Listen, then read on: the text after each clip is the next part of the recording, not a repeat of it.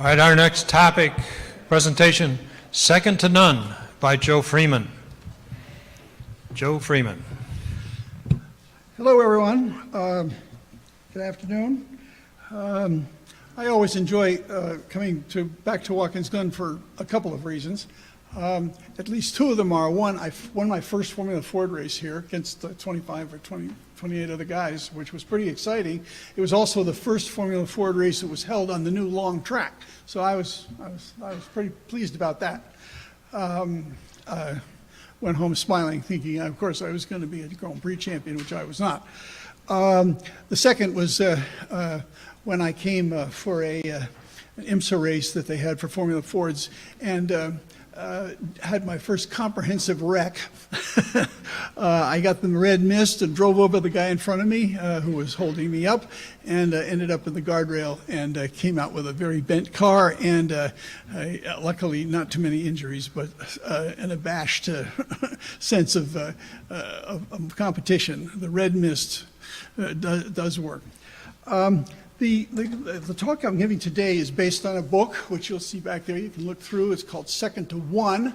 It's an idea that I had several years ago about knowing that there were so many really interesting drivers who had taken second in Indianapolis and were champions and whatnot, and never got any recognition, and nobody knew about them. Or at least if they knew about them, they didn't think that they were of significance. So I felt, let's do a book on that, and it really came out, I think, quite well. But in this case, I've changed the name because I've chosen three of these drivers who were really major contributors to American racing. And so it's second to none, because these guys really were, in some ways, not just second to one, but second to none in the sense of their contribution to American racing and to the Indianapolis 500. The first is a man by the name of Earl Cooper. I'm not sure if his name is familiar to you, a lot of you. He was as you can see, a three-time national champion, 1913, 1915, 1916. And that era literally went from everything from racing on open roads through parts of California where he and other road races on the West Coast, in Tacoma and whatnot, through the first major board tracks, one of which was in Chicago, another of which was in Sheepshead Bay, New York. And I hope all of you are familiar with the fact that there was an era in which all the major championship racing was done on high-banked board tracks, board speedways. If not, come and see me later. Anyway, Earl was second in Indy in 1924, but he was also a constructor and an entrant. This photo is of when he first joined Stutz. Harry Stutz was a tough guy to work for, but Earl really did, he knew how to do it. He had started out in Maxwell, but he was a superb racer. And as a result, he won, I think it was something like 23 national championship races. And he teamed up with a mechanic by the name of Reeves Dutton, and the two of them were practically unbeatable. This is driving in big, open Stutz Bearcats, basically, a mixture of your sports and racing car. And again, in all over the country, he really was, he was a remarkable driver. He was not a big man, and yet he would do these literally 300 mile an hour, 300 mile and 400 mile races. I don't know how he did it, but he was really good at it. And Reeves Dutton could take apart and put back anything, anytime, and was a huge help to him. So that as a team, that's one of the reasons why they won 3 national championships. By the way, I have to preface that with a little asterisk by saying that in 1913 and 1915, there was no national championship. It was only later on that the AAA established a national championship in 1916 first. And as a result, it was magazines of the day, the Motor Age, Horseless Age, that declared someone was a champion. And they declared Earl Cooper as being a champion.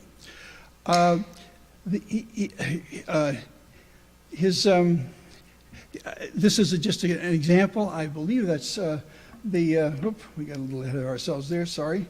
Let's go back to, well, no, oh yeah, okay, good. I think this is the governor of California, but under any circumstances, he really was a major driver at his time. Let me catch up here. I just have to be careful not to go too fast here. Again, this is him receiving a major trophy. In 1919, having won all those championships and having been a really superb and well-known sports figure, I mean, a Honus Wagner or a Kai Cobb in some ways in his own day, he decided to retire.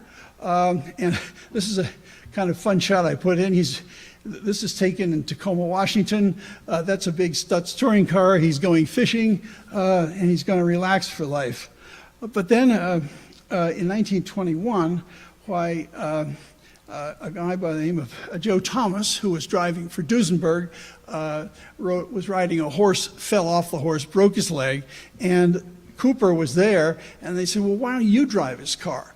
Not only did he drive the car on the Fresno board track, he won the race. By the way, it's the only time he ever drove at Duesenberg. But the fact was he was able to literally, after 3 years of total time off, beat the best. I mean, Jimmy Murphy and, well, Jimmy Murphy wasn't really in full blast at that time, but Tommy Milton and a whole series of other really great drivers. So that's, by the way, a fellow by the name of Al Nielsen beside him, one of the Duesenberg mechanics who accompanied him on that win. Here he is in his, it's labeled a big Studebaker, but it's not, as I think most of you will know. It's a Miller. It's a Miller 122, not a 91. And you can see, by the way, in the bottom of there, those are the updraft carburetors underneath the frame. That was prior to the time that they had supercharging for these Millers. This was very much the same as the car that won the race, which was Tommy Milton's Miller that looked almost exactly the same. But Earl was pretty good at selling sponsorship, so he got initially a Studebaker, and then eventually a Studebaker dealer in San Francisco to sponsor him, called Weaver. But he continued racing and continued winning races, major races, 250 milers, generally on these board tracks. That's what they ran. And at the same time, he could drive almost anything that you put him in. This is one of Miller's early front drive cars that initially were developed in 1924. And by the way, the car that nearly beat him or nearly won the race in 1924 was a front drive Miller. These were incredible machines. They had some weaknesses, but overall they were really fast. He put this on the pole in Indianapolis that year, but as it happens, well, he also wrecked it, but not in the race. But he was he didn't finish the race. The gearbox broke, as they did quite regularly on the Miller front drives. That was a weakness. But then he did decide to retire again, and when he retired, but he didn't retire altogether. He made a deal with Dutton. He and Dutton got some money from Buick, which is why there's this odd radiator shell there. And they built their own front drive that they thought would be better than the Millers. The Cooper front drives, I think they built 3 or possibly 4 of them. This is one of them that entered the 500. This is another one. It's a little hard to see Earl behind there, but he's there along with Reeves Dutton. They didn't finish the race, but what's important about these is he was one of the very few people who actually decided to build and enter cars at Indianapolis, as well as be a driver after he'd finished driving. They were successful enough so that these chassis continued on. I think that there's still, well, I know there's still at least one around, and I think they continued racing at Indianapolis after the Second World War. They were modified in all sorts of different ways, but the Coopers were just known. You can see his engine configuration was a little different. It was a straight 8 double overhead camshaft engine, but his exhaust system and the trying to get the car as low as possible was one of the things that he was attempting to do with this particular design. So after he finished with that project, why he went on, he became a car dealer for Marmon, and at the same time kept his involvement with racing throughout his career. He worked for the Union Oil Company and developed a number of different products for them. He was also, by the way, one of the earliest people to use ethyl lead for his engines in the 500. He and Tommy Milton were there. And he stuck around Indianapolis. Here he is in his latter years with Pete DiPaolo. He remained an official until his death, and was, again, an extremely well-known American sports figure who was very much appreciated. Earl the Pearl, they called him. Also, the California Comet. He had a lot of different names, but he was a really quick guy. The next person I've chosen is Harry Hartz. Harry Hartz was a really interesting fellow. He started out as a, well, here's sort of his rundown. He was a national champion in 1926. He won 7 major board track championship wins. Second in Indy in 3 times, 1922, 23, 26. IndyCar entrant from 1930 to 1940. And wins as an owner in 1930 and 1932 at Indianapolis. So no small hitter. He started out, there's a nice portrait of him. The Chevrolet is a reference to his time when he was being a mechanic for Billy Durant's son, Cliff Durant, who was promoting Chevrolets at the time, and they were racing together. So that's why he has that Chevrolet badge on. But he started out as a kid racing these small race cars that were basically motorcycle engined creatures. There were actually quite a few of them. A few have survived. And they had races on board tracks the same way, and also on road courses. I think they raced in Santa Monica, etc. And he got his first name through those, and he called himself the junior racing champion of the world. I think, well, maybe he was. I'm not sure. I don't know how many kids were doing that at the time. But he also, as he grew older, he associated himself with various folks, including a very well-known driver by the name of Eddie Hearn. Hearn had one of the 1915 championship-winning Stutzes that were remarkable cars. Believe it or not, 2. They built 4. And 2 are still in existence, one in the United States in Los Angeles, in the Los Angeles County Museum, and the other in New Zealand. They were hugely successful. Harry Stutz used them as a promotion, but then when they won the 1915 championship, he said, "I'm done with racing. I don't want it anymore." And he sold his cars, and at least some of them, and maybe all of them, went to Cooper, but eventually ended up in the hands of Cliff Durant, who was racing them. And this is Harry working on the engine. By the way, you can see it's a single overhead cam engine with the exposed valves and whatnot. But in the day, they were light, fast, and could win on road courses, on board tracks, and on sand, just about anywhere they wanted to race.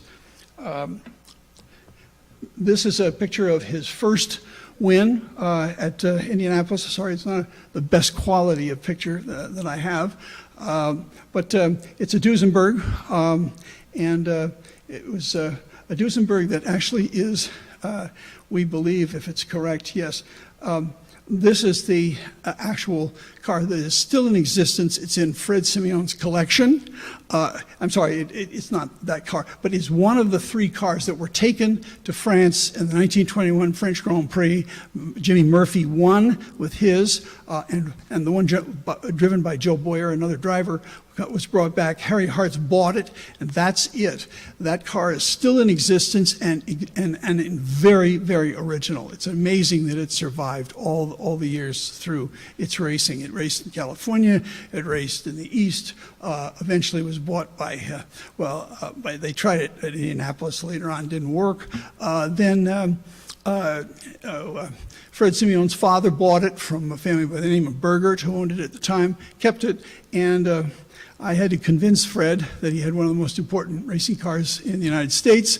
He wanted to keep it the way it was. It had been for 1930, but when I sent him a lengthy article I had written about it, he called me up and said, "Joe, I had no idea you knew that much about this car. I'm going to restore this and restore it as a real racing Duesenberg." So if you go to Philadelphia and you look at that car is there. It's one of Fred's really remarkable machines.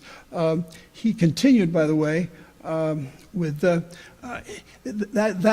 car he raced in 22 was a full Duesenberg with a Duesenberg engine, but by 1923, Jimmy Murphy had bought a Miller double overhead cam engine, which seemed to work better than the single overhead cam Duesenbergs, the 183 cars that were 183 cubic inch cars.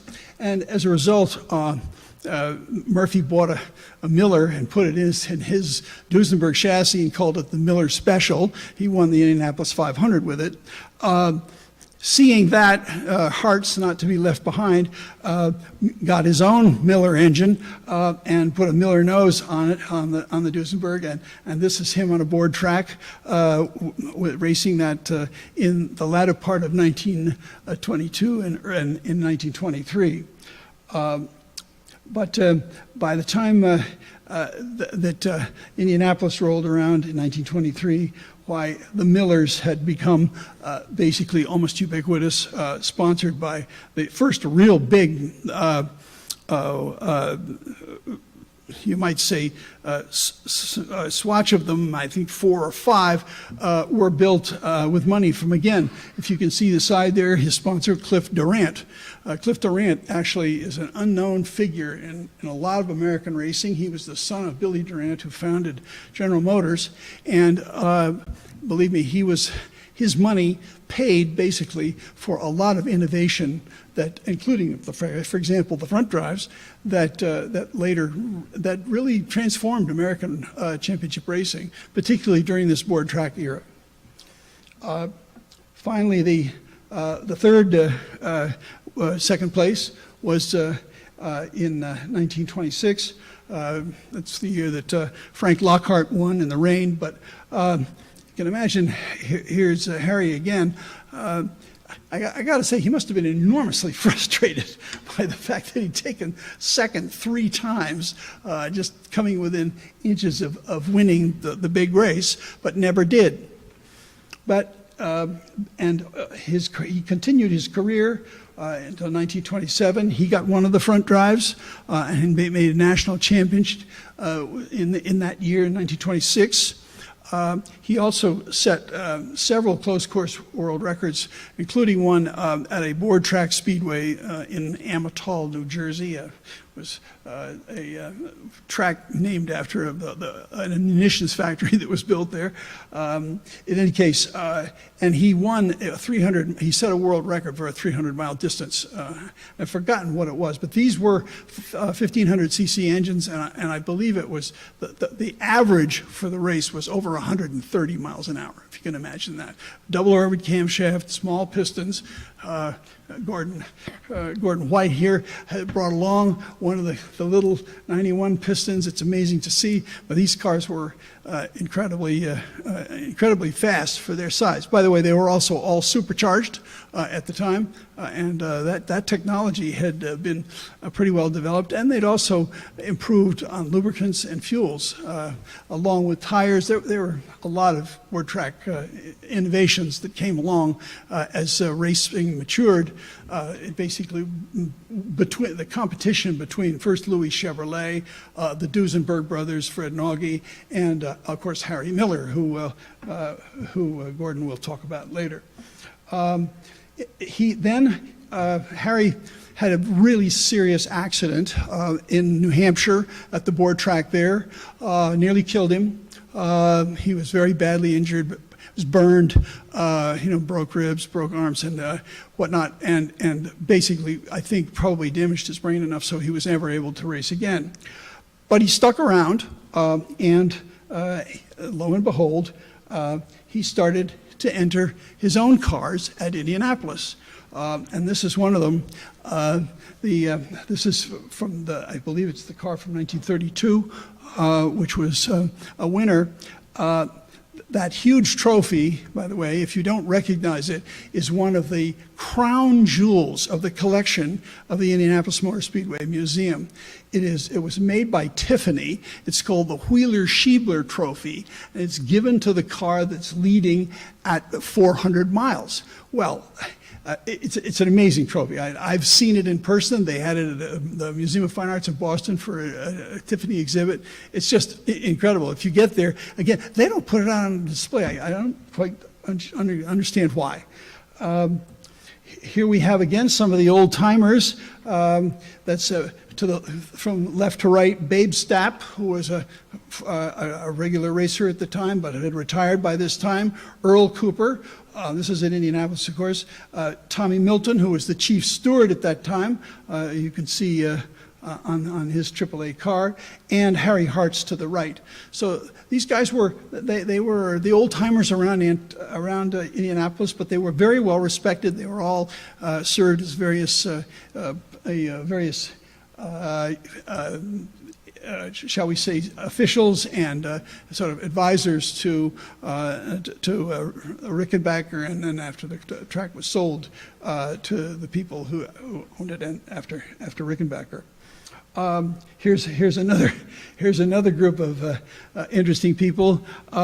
Left to right, again, Peter DiPaolo, who was, of course, a winner several times. Eddie Hearn behind him, who Harry had been a mechanic for.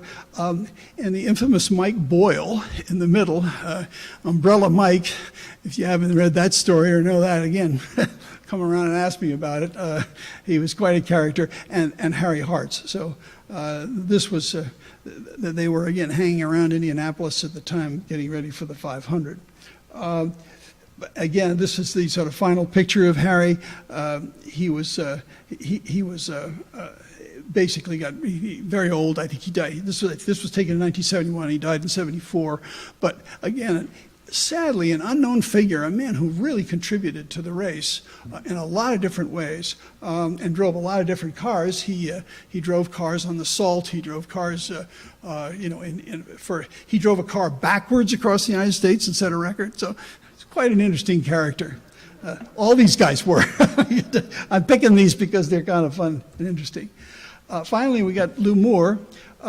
Lou was not as much of a standout racer, although he certainly did well. He started in very competitive racing in California at a track called Ascot, not the Ascot you know nowadays, but it was a very, very popular track during the 30s.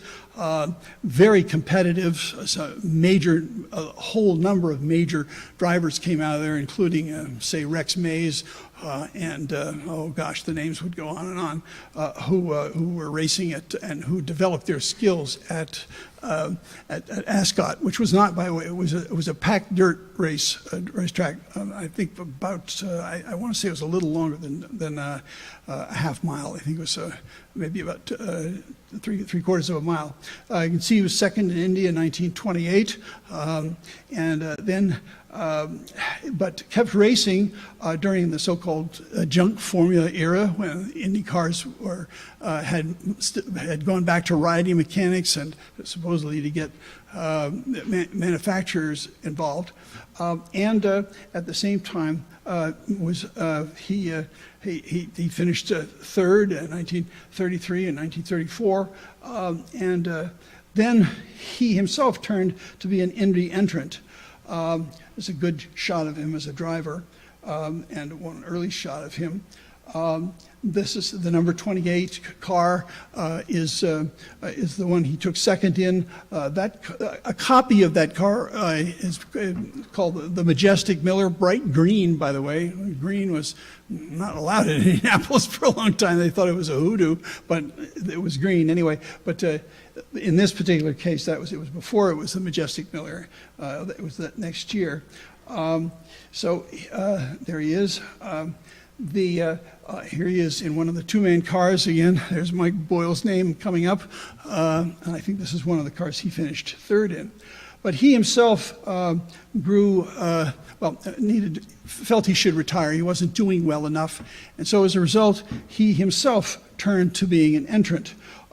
He encouraged a car builder by the name of Curly Wetteruth to build a very, by the way, by this time in 1937, Indy had returned, or 38 had returned to one-man chassis, and in 1939, Lou Moore entered this Wetteruth chassis with I believe my names are failing me here, but I believe that's Floyd Davis. And Floyd won the race for him. The first race he's won on an entrant. Then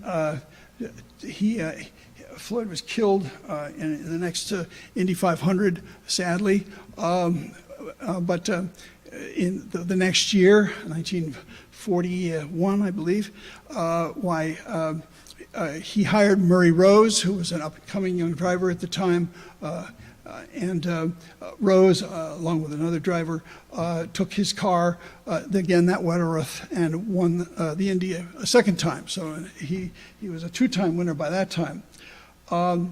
He, of course, took time off during the war, but then following the war, it was sort of a mixture in 1946 of cars that had just been assembled together. But Lou Moore said, no, I want to build something really original. And so he embarked on building these very radical front drive cars. They were made by a man by the name of Emil Diet.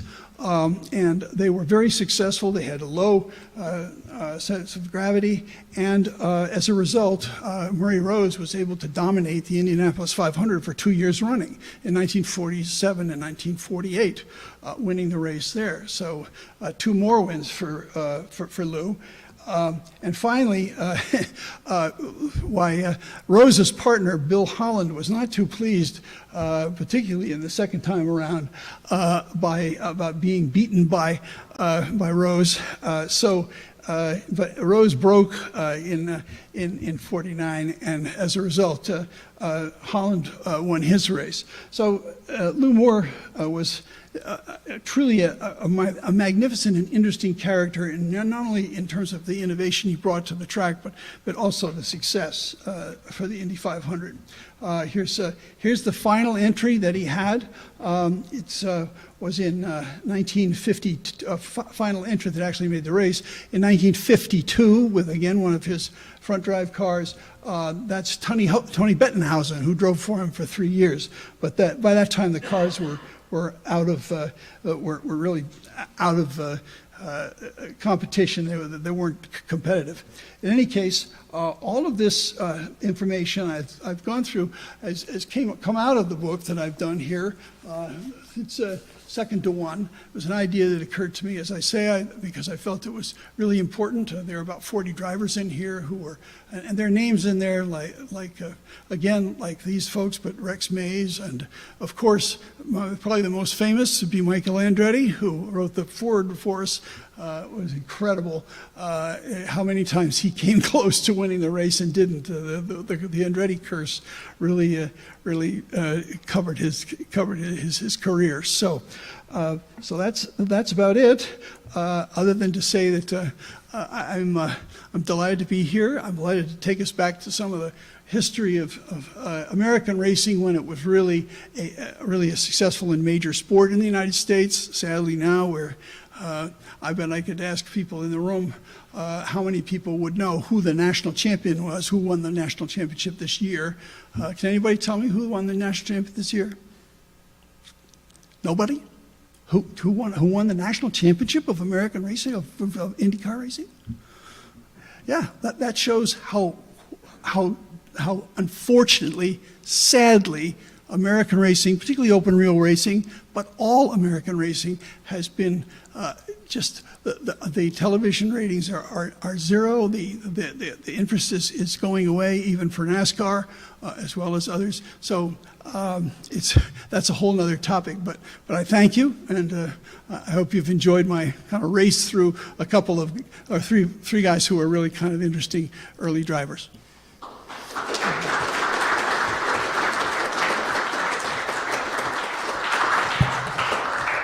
Thank you, Joe. Thank you.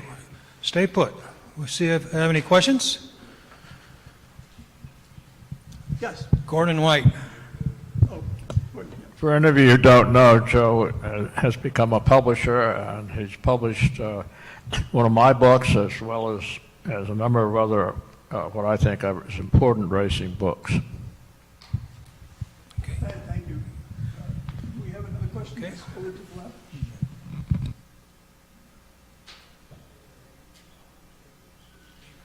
My name is John Ock. Just a question on Louis Chevrolet and a little history on his racing at Indy. Louis, I'm trying to remember how many times he raced at Indy, and I don't recall right offhand, but he initially came to the United States, actually to Canada, as a chauffeur, then was hired in New York. The first major race he did was one of the Vanderbilt Cup, and I want to say, oh, I'm sorry,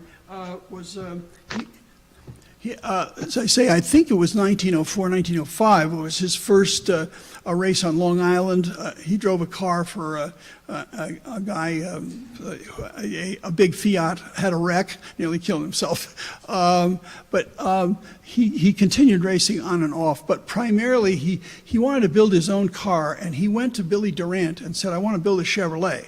Well, Billy Durant said, "Fine," but what Durant had in mind, what Chevrolet had in mind, Louis Chevrolet had in mind, was a quality car. What Billy Durant had in mind was something to compete with the Model T Ford. Well, Durant won and came out basically turning a car that was called the Little at the time into the first two Chevrolets, the Royal Mail, and I tend to forget the name of the second. And so Louis was totally disinterested. He built his own racing cars called Frontenacs that competed with the Duesenbergs and eventually Harry Millers. But then subsequently he and, well, one of his brothers, he had three brothers who came to the States. One was killed, sadly, in 1920 at a race in Los Angeles on one of the board tracks.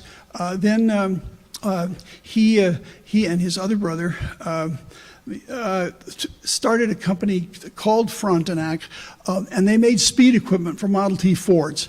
Literally, first just hot up systems to improve the engine, but primarily to heighten its fuel consumption. But then eventually went to overhead valve systems. The first one called single stick, and the second one then called a Dio. Those are very rare. I think they only built about 3 or 4 of them, but they were very successful well into the 30s.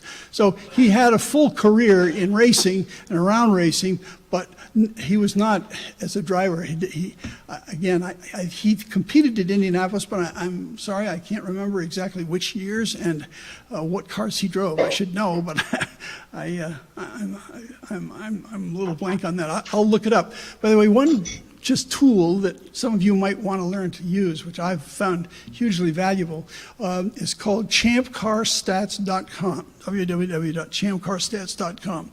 If you go on there, it's got all the drivers, a lot of the car makes, all the races for different years, and extremely full statistics. So if you need to hunt up something, you can do it very quickly on that site. There are a few mistakes here and there, but believe me, for a person who's researching racing or wanting to know about drivers and their careers, that's where to go. It's a really useful site, and I'm glad we have it. Any other questions? If not, Hello, my name is Susan Webb. oh yes, okay. I have a question. Yep. My question is, who was the driver that won that race? That won the. The one you were talking about, the big race? You mean the Indy 500 or Yeah, the one that you were talking about. Yes. the Indy car? Oh, it was. Of course, now I'm going to go out of my head. Yes, it was willpower. Yes, it was willpower for driving for Roger Penske. You're quite welcome. Sorry, I should have said that, but anyway. But again, the year before, well, very few people would remember. It's not. We're not anywhere near where we should be. But thanks again. I appreciate it, and always enjoy coming here. Thank you, Joe. Thank you.